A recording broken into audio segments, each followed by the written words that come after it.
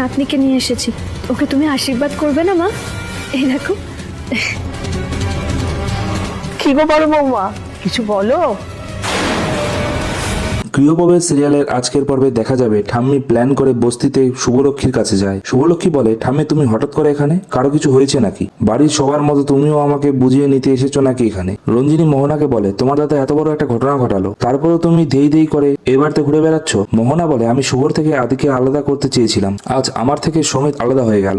আজ বুঝলাম অন্যের ঘর ভাঙলে নিজেরই ক্ষতি হয়। পূরবী সমিতকে বলে, যত তাড়াতাড়ি সম্ভব ওই মোহনাকে তোর ঘাট থেকে নামানোর চেষ্টা কর। ঠাম্মি শুভকে বলে, আমার নাতি তোকে খুবই ভালোবাসে। শুভ বলে, সেদিন সকলের সামনে আদি আমাকে সমস্ত দিক থেকে দোষারোপ করেছিল। রূপক আর পূরবী বলে, আমরা তোকে এতবার বলেছি সমিত তুই মোহনাকে ডিভোর্স দিচ্ছিস না কেন? মোহনা বলে, তোমরা আমাকে ঘাড় ধাক্কা দিয়ে বের করে দেওয়ার আগেই আমি এখান থেকে চলে যাব। সুমিত ভাবে, মোহনার জন্য কেন এত আমার কষ্ট হচ্ছে। নতুন করে রয় বাড়িতে শুভলক্ষ্মীর গৃহপ্রবেশ হয়। পরবর্তী পর্বটি দেখতে হলে চ্যানেলটিকে অবশ্যই লাইক এবং সাবস্ক্রাইব করুন।